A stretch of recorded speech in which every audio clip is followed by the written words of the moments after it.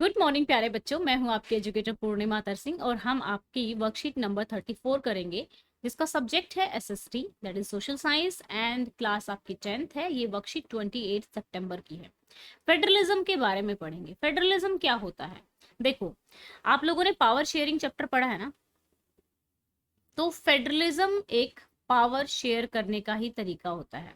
हमने power sharing वाले chapter में ये पढ़ा था कि हम पावर दो तरीके से शेयर करते हैं, एक हॉरिजॉन्टली और दूसरा वर्टिकली। ठीक है ना? तो ये आप कह सकते हैं कि features of a federal government. ठीक है, there are two or more level of a government. Levels हो गए, एक लेवल यानी कि सेंटर हो गया, ठीक है, फिर स्टेट हो गया, फिर आपका पंचायत राज सिस्टम हो गया। तो ये कह सकते हैं आपकी फेडरलिज्म वर्टिकल डिस्ट्रीब्यूशन है। लेकिन स्टेट लेवल पर भी यहाँ पर क्या होता है, स्टेट 1, स्टेट 2, स्टेट 3, इन सब में क्या है, पावर डिवाइडेड है। ठीक है, तो यहाँ पे हम हॉरिजॉन्टल डिस्ट्रीब्यूशन भी कहेंगे।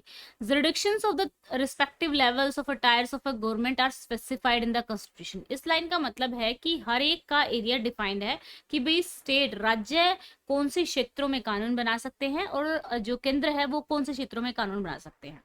फिर fundamental provision of the constitution can possibly change only by the consent of the both level of a government. अगर मान लो ये चीज चेंज करनी हो, स्टेट या सेंटर का कोई रूल चेंज करना है, तो दोनों की कंसेंट का मतलब होता है सहमति से ही चेंज होगा। Main objective is to safeguard and promote unity of the country. इसका मेन ऑब्जेक्टिव है कि भाई जो कंट्री में है, लाइक अलग अलग रिलीजन्स हैं, अलग अलग भाषाएं बोली जाती हैं, तो वो इंडिविजुअल लेवल पे, स्टेट लेवल पे ही ज्यादा अच्छी तरीके से हैंडल की जा सकती हैं। तो देश की यूनिटी बनी रहे, ठीक है, रीजनल डाइवर्सिटी बनी रहे, उसका मेन ऑब्जेक्टिव है ये। ठीक है, किसका? फेडरलिज्म का। अब फेडरल गवर्नमेंट और यूनिटरी गवर्नमेंट में क्या है? फेडरल गवर्नमेंट में क्या होता है कि पावर जो है सेपरेट कर दी गई है, पावर जो है नीचे डिसेंट्रलाइज कर दी गई। डिसेंट्रलाइज का मतलब है कि भाई स्टेट 1 को दे दी, स्टेट 2 को दे दी, स्टेट 3 को दे दी। लेकिन यूनिटरी में क्या होता है, पावर एक ही जगह होती है। To or more level of government होते हैं फेडरल गवर्नमेंट पे। Central government can not order the state government to do something. State government has a power of its own. State government की पावर होती है खुद की, ठीक है, जिनके लिए ये आंसरेबल नहीं होती है सेंट्रल गवर्नमेंट को। एग्जाम्पल है, यानी कि यहाँ पे जो जहां जहां जिन जिन देशों में फेडरल गवर्नमेंट है, इंडिया, कनाडा, जर्मनी। ठीक है, अब बात करते हैं यूनिटरी गवर्नमेंट की। एक ही लेवल होता है गवर्नमेंट का, उसकी सब यूनिट्स होती हैं, ठीक है, और वो सब सबऑर्डिनेट होते हैं। यहाँ पे देखो ये कि सबऑर्डिनेट नहीं है। Central government can order the states. Central government यहाँ पे ऑर्डर कर सकती है। स्टेट गवर्नमेंट आर आंसरेबल, जो भी काम करेंगे वो उसके लिए जवाबदेह होंगे, आंसरेबल होंगे। एग्जाम्पल हो गया France, China, Japan.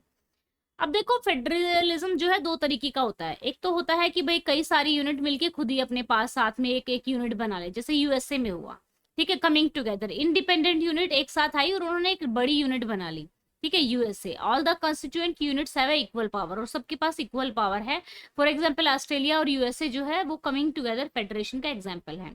Holding together federation, holding together federation का मतलब है कि अब जैसे भारत है, भारत का हमने छोटी छोटी यूनिट्स में डिवाइड कर दिया, मतलब एक तरीके से।